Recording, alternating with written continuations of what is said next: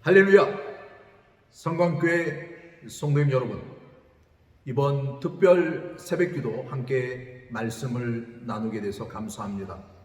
저는 중미 파나마에서 선교하고 있는 고대권 선교사입니다. 침례교 FMB 파송 선교사로 23년 동안 이곳 라틴 사람들과 그리고 과이민 인디언들을 대상으로 현지 목회 사역과 가르치는 사역을 감당하고 있습니다.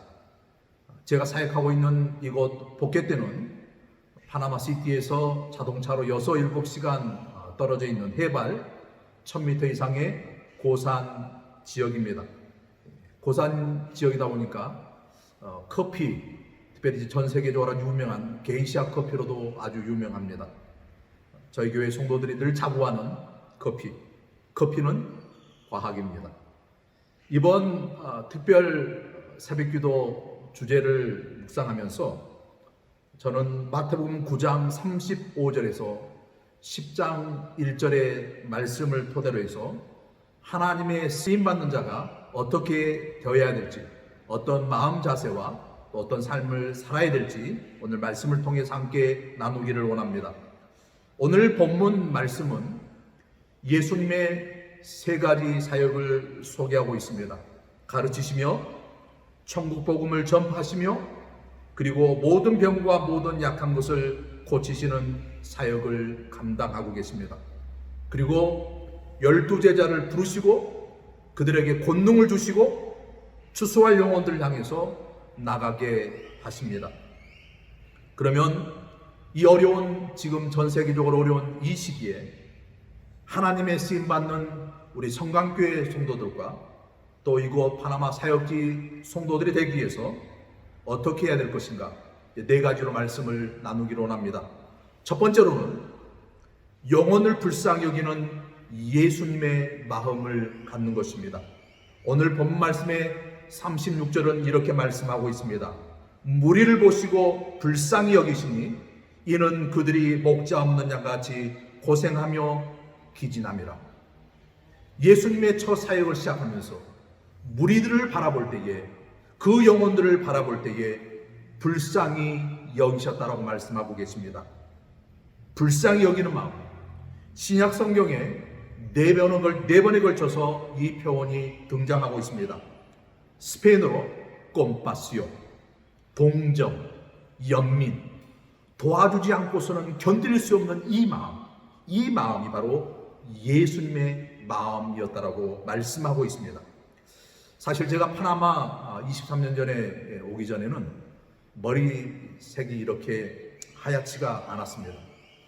근데 이제 그 사역 초기에 시행착오를 많이 겪으면서 이제 열정, 제 힘, 제 의지대로 사역을 하려고 했던 게 많았던 것 같습니다. 근데 사실 이제 지금 되돌아오면 열정은 2, 3년이 지나면 식기 마련입니다. 이제 많은 분들이 이제 저에게 묻습니다. 선교사님, 사역 가운데 어떤 부분이 가장 힘드세요? 음식, 문화, 또 경제적으로 힘들 수 있습니다. 그러나 저는 두서없이 말씀드릴 수 있는 게 사역하면서 가장 힘든 게 바로 관계입니다. 믿었던 지도자들이, 믿었던 성도들이 등을 돌릴 때에 마치 그 표현을 느끼실지 모르겠지만 큰 주사기로 몸 안에 있는 모든 피를 빨아들이는 고통, 심장이 숫덩어리 되는 듯한 마음. 사실 이제 사역지에서 이런 마음이 들 때가 많이 있습니다. 열정으로 사역을 하려고 했으면 쉽게 포기하고 돌아갔을 것입니다. 그러나 지금까지 예수님이 저에게 주시는 마음은 그들의 영혼을 바라볼 때에 불쌍히 여기는 마음이 있었기에 지금까지 사역을 감당할 수 있었습니다. 여러분들 알고 계십니까? 이제 사람이 상처가 크면 드러나는 3가지 현상이 있습니다. 제가 이곳 그 파나마 라틴 사람들하고 사역하면서 이 현상들을 수도 없이 경험을 하게 됩니다. 첫 번째로는 부인, 다른 표현으로 하면 인정하지 않는 거예요. 이제 그 파나마 사람들 가운데 이제 순수한 어떤 복음의 열정, 이런 부분은 제가 아직도 감사하지만 자기 자신들이 이제 잘못을 했을 때에 절대 잘 인정을 하지는 않습니다. 그러니까 부인하는 거죠. 그러니까 상처가 크면 쉽게 부인합니다. 그리고 두 번째로는 책임 전가, 이제 투사라고 하지 않습니까? 마치 그 성경 보면 아담이 하와에게, 하와가 뱀에게 책임 전가를 했던 것처럼 이제 그 사역하면서 제가 이제 수첩에다, 지금은 이제 핸드폰에다 적지만 사역 초기에는 이제 수첩에다 꼼꼼히 모든 회의와 모든 내용을 메모했던 습관을 가졌던 게 쉽게 모든 자기 잘못을 다른 사람에게 책임 전가를 합니다. 그리고 이제 상처가 크면 나타나는 또 세 가지 현상 가운데 하나는 마지막으로 이제 쾌락에 몰두합니다. 이 상처 나는 곳, 이 구멍을 메꾸기 위해서 음식, 이제 파나마 사람들이 이제 대부분 여기 두 번에 걸쳐서 단기 선교팀 오신 분들이 이제 느끼셨겠지만 굉장히 등치가 큽니다. 먹는 걸 아주 좋아합니다. 음식, 술, 또 이거 파나마가 이제 그 청소년부터 문제가 생기고 있는 게 이제 마약입니다. 마약. 특별히 이제 그 라틴 사람들, 파나마 사람들을 제가 바라보면서 제가 보통 그 오감을 이야기하지 않습니까? 이제 파나마 사람은 제가 보면 이제 육감입니다. 굉장히 그 성적으로 굉장히 민감합니다. 쾌락에 몰두합니다.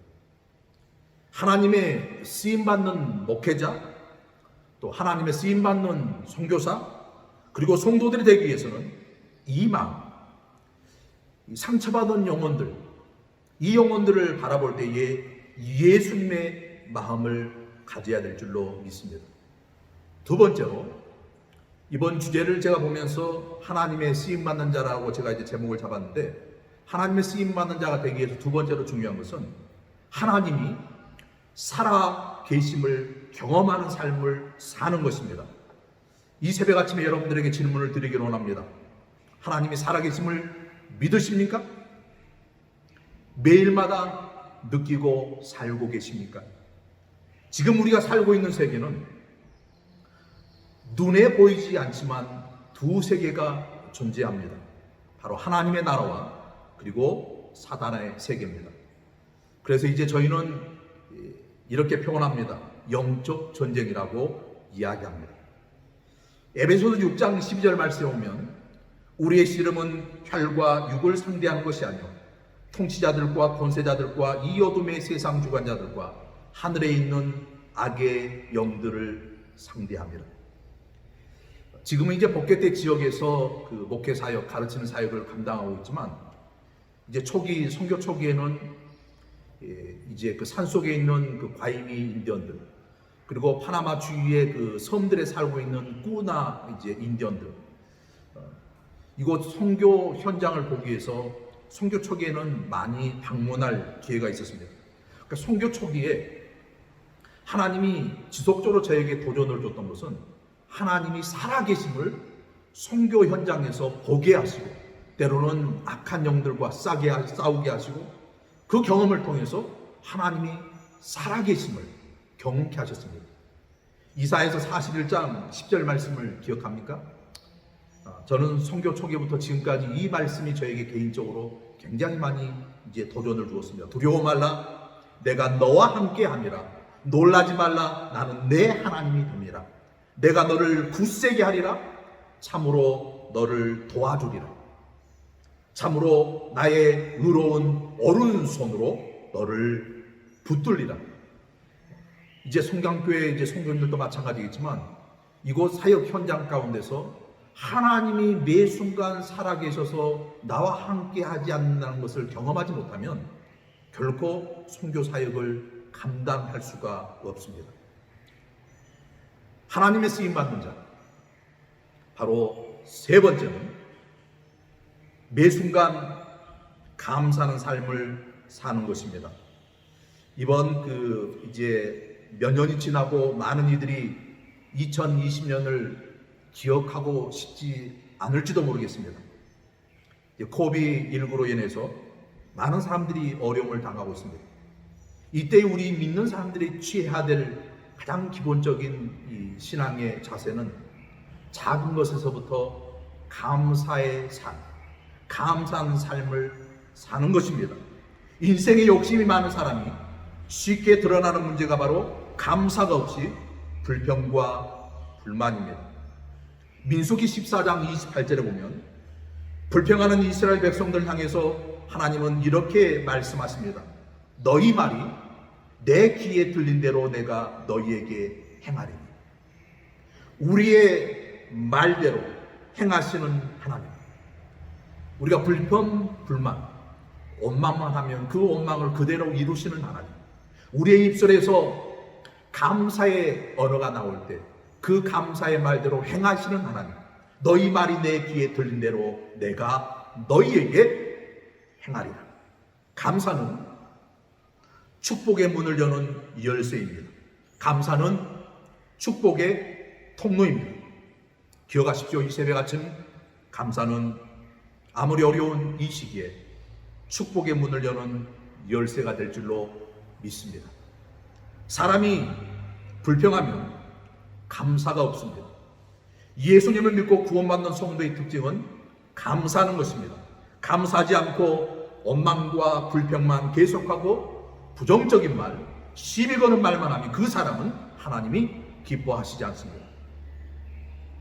감사가 없는 그리스도인은 그의 구원도 의심해 보아야 합니다.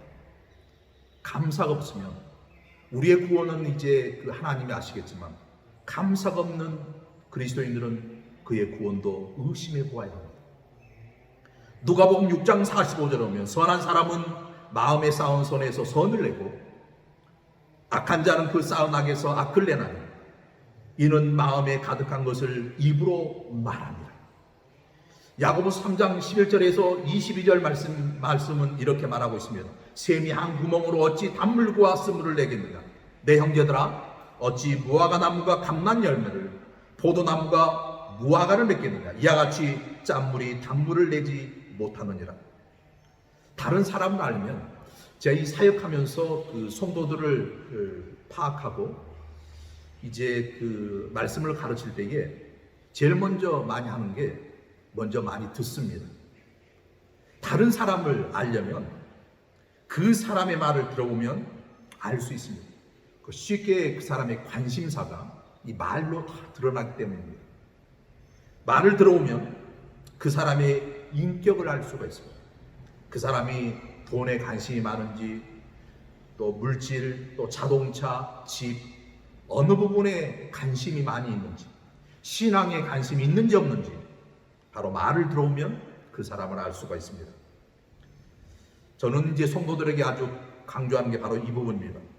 리더의 한마디는 저를 동역하는 이제 현지 지도자들에게도 이걸 굉장히 많이 강조합니다. 리더의 한마디는 조직을 살리는 비전이 되기도 하고 혼란과 파멸로 이끄는 비수가 되기도 합니다.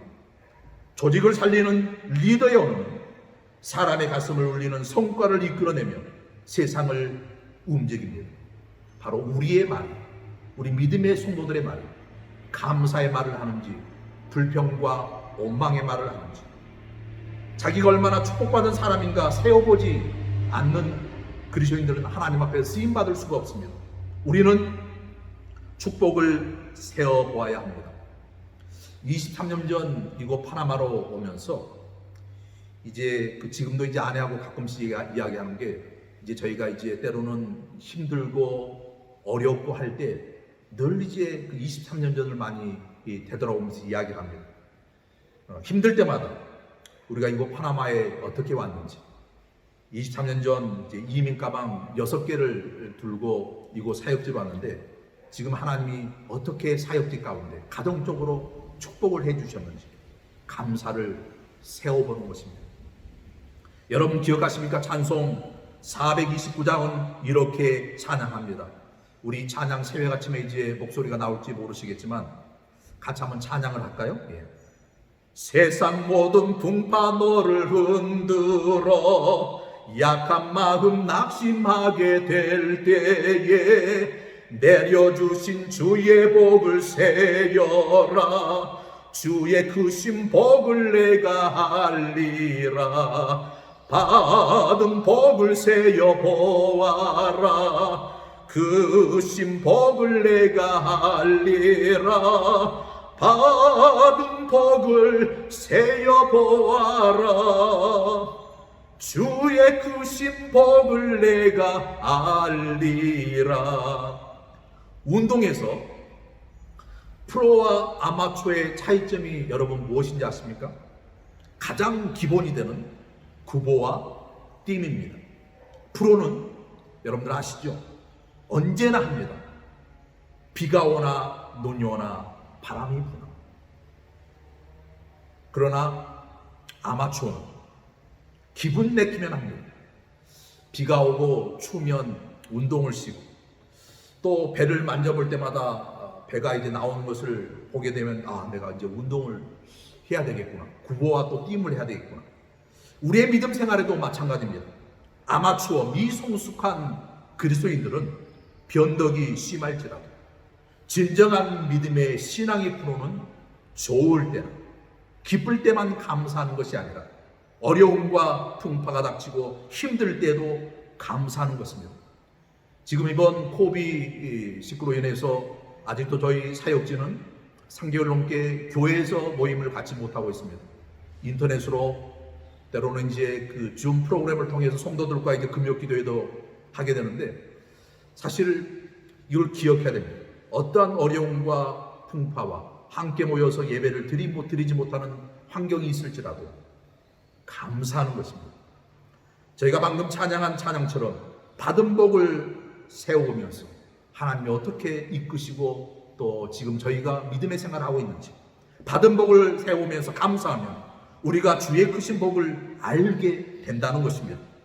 하나님께 전혀 감사하지 않는 사람은 불신자입니다. 그래서 로마서 1장 21절은 이렇게 말합니다. 그들은 하나님을 알되 하나님을 영화롭게 아니하며 감사하지도 아니한다라고 말씀하고 있습니다.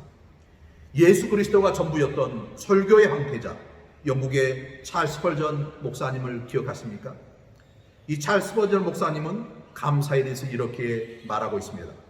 한 자루의 촛불을 인하여 감사하는 자에게는 별빛을 주시고, 별빛을 보고 인하여 감사하는 자에게는 달빛을 주시고, 달빛을 인하여 감사하는 자에게는 햇빛을 주시고, 햇빛을 인하여 감사하는 자에게는 해와 달이 필요 없는 영원한 빛 천국을 주신다라고 말씀하고 있습니다.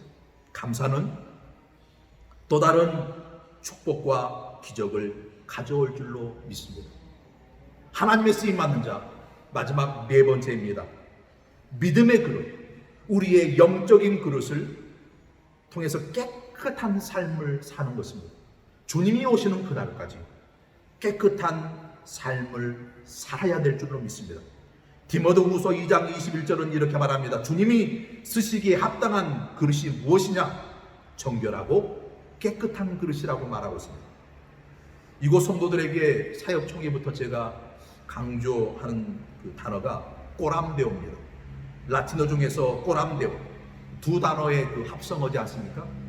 꼬람 그리고 데우스, 이게 합쳐지면 합성어입니다.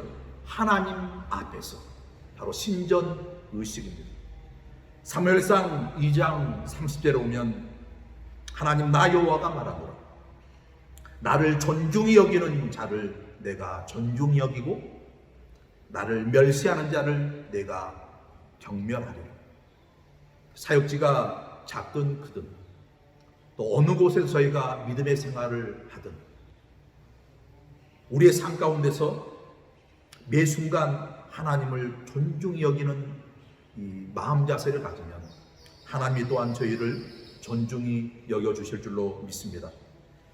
사역 초기부터 지금까지 아내와 제가 결코 게을리하지 않고 현실과 타협하지 않는 여러 가지 중에서 첫 번째로는 바로 결코 저희가 이제 새벽 기도를 포기하지 않고 있습니다. 늘 현실과 타협하지 않고, 비록 이곳 선교지에서 성도들과 함께 부활절 고난주간에 이제 특별 새벽 기도가 있지만 전체 성도님들이 모여서 일주일 동안 새벽 기도를 하지만 평상시에는 이렇게 새벽 기도가 없습니다. 그러나 아내와 제가 결코 게을리하지 않는 것은 바로 새벽 시간을 하나님 앞에 정직히 드리는 것입니다. 바로 깨끗한 삶, 늘 믿음의 그릇, 우리의 영적인 그릇을 하나님 앞에서 올바로 드리기에 힘쓰는 것입니다. 저는 오늘 성강교회 성님들과 함께 하나님의 쓰임받는 자가 되기 위해서 어떤 마음과 어떤 삶을 살아야 하는지에 대해서 말씀을 나눴습니다. 바라기는 주님이 오시는 그날까지 이곳 선교지 현장에서, 그리고 여러분은 보내는 선교사로, 기도하는 선교사로 하나님 앞에서 귀하게 쓰임받기를 원합니다. 아멘. 함께 기도하시겠습니다. 하나님 고맙고 감사합니다. 이 새벽 아침에 귀한 시간을, 첫 시간을 하나님께 드립니다. 하나님의 쓰임받는 자가 주님이 오시는 그날까지 되어지기를 원합니다. 우리 삶 가운데 매 순간 영혼들을 바라볼 때에 불쌍히 여기는 예수님의 마음을 가질 수 있도록 예수님 도와주시기를 원합니다. 감사의 마음을 품게 하시고 또 매 순간 정결한 마음을 저희가 소유할 수 있도록 하나님 도와주시기를 원합니다. 또 중요한 것은 매 순간 하나님이 나와 함께 동행하시고 하나님이 살아계셔서 역사하신다는 이 귀한 축복을 매 순간 누릴 수 있도록 하나님 도와주시옵소서. 주님 고맙고 감사합니다. 예수님의 귀하신 이름으로 기도합니다. 아멘. 감사합니다.